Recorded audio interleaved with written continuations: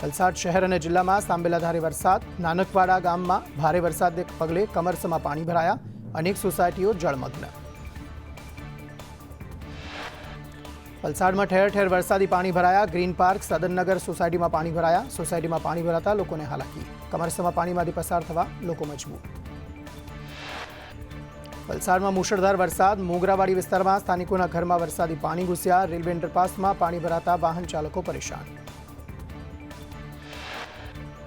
વલસાડમાં ધોધમાર વરસાદથી અનેક વિસ્તારોમાં પાણી ભરાયા. મુખ્ય બજાર એમજી રોડની દુકાનમાં વરસાદી પાણી ફરી વળ્યું. રોડ પર વરસાદી પાણી ભરાતા વાહન ચાલકો પરેશાન.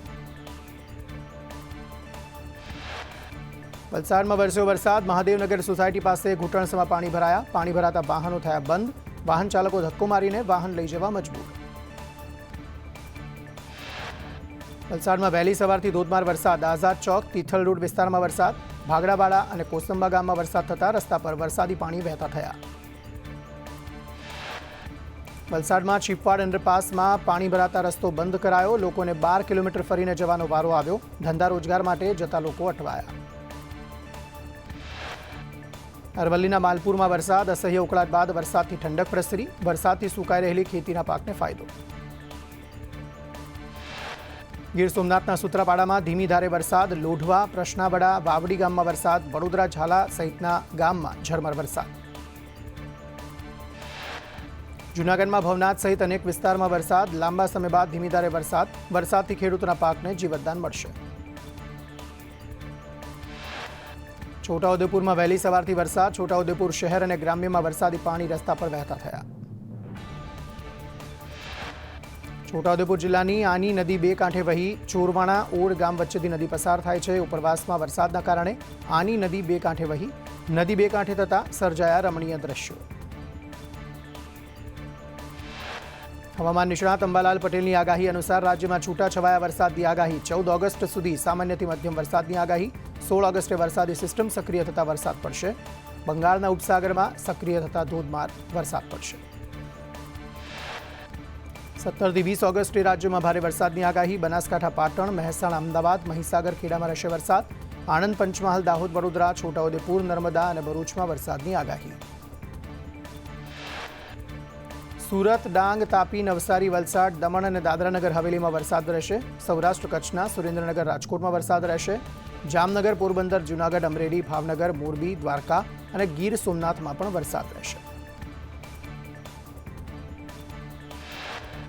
સુરતમાં એસએમસી દ્વારા ભવ્ય તિરંગા યાત્રાનું આયોજન.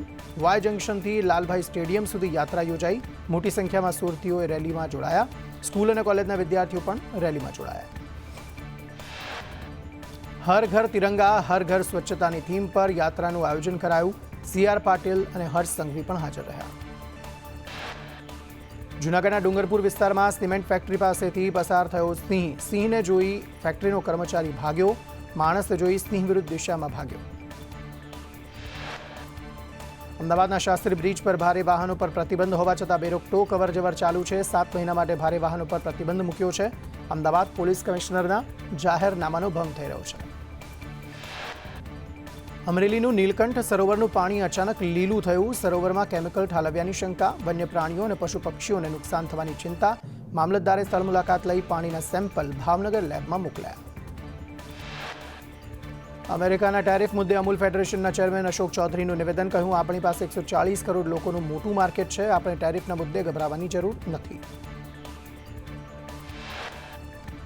ભાણવડના ટીંબડી ગામે રાજ્યકક્ષાના વિશ્વ સિંહ દિવસની ઉજવણી. મુખ્યમંત્રી ભૂપેન્દ્ર પટેલે કહ્યું, સિંહ છે તો અમે છીએ, અમે છીએ તો સિંહ છે. આપણી સંસ્કૃતિમાં સિંહનું આગવું સ્થાન છે. ગીરમાં સિંહોની સંખ્યા 664માંથી 891 થઈ.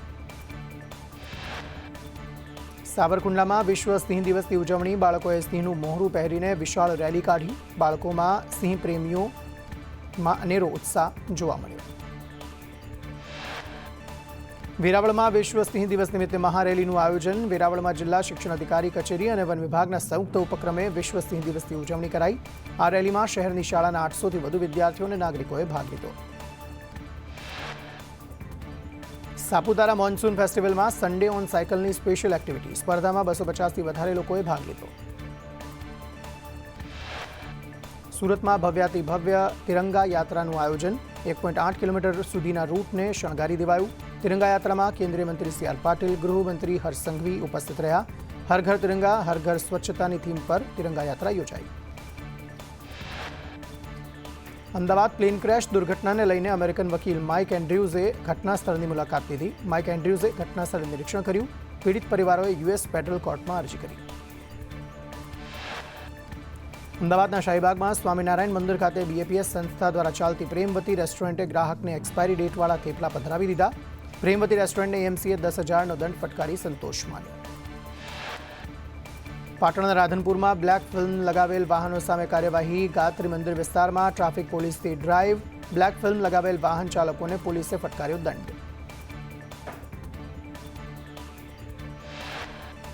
દાહોદના લીમડી વિસ્તારમાં 28 ગ્રામ પંચાયતના સરપંચોનો પરિસંવાદ કાર્યક્રમ યોજાયો. પોલીસ વડા ડોક્ટર રાજદીપસિંહ ઝાલાના નેતૃત્વમાં આ કાર્યક્રમ યોજાયો.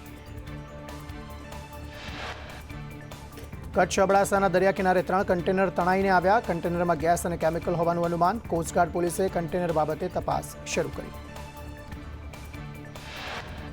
હળવદના ધાંગધ્રા દરવાજા નજીક ટ્રાન્સફોર્મરમાં આગ લાગતા ભડાકા થયા. આગને લઈ ભીડભાડવાળા વિસ્તારમાં ભાગદોડ. સદનસીબે મોટી જાનહાનિ ટળી.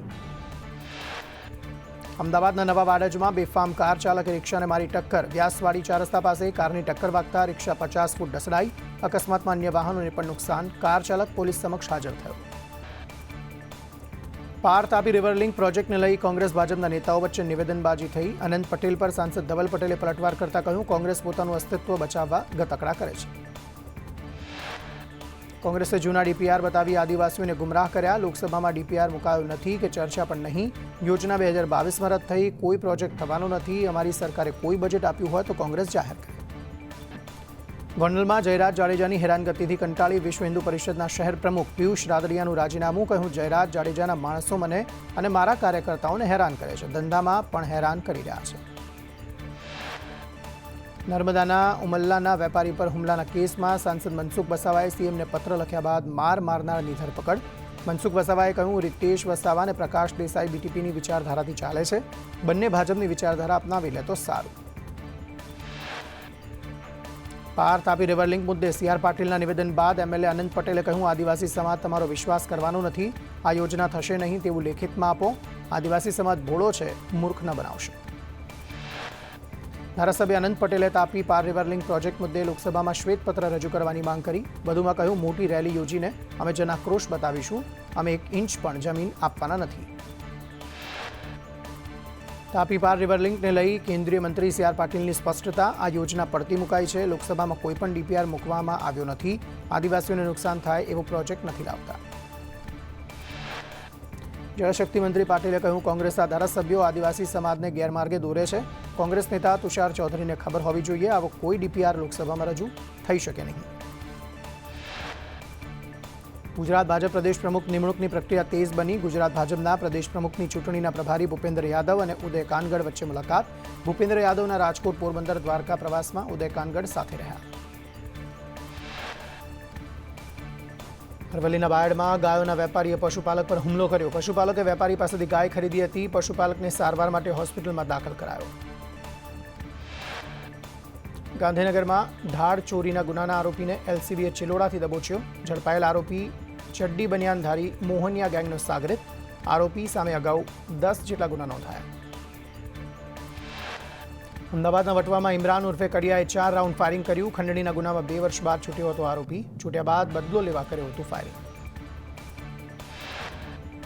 બનાસકાંઠાના ભાબરમાં પેટ્રોલિંગ કરતા કોન્સ્ટેબલને માર મારી મોબાઈલની લૂંટ. મારામારી કરતા 2 લોકોને રોકવા જતા પોલીસ પર હુમલો. કોન્સ્ટેબલની ફરિયાદને લઈ તપાસ હાથ ધરાઈ.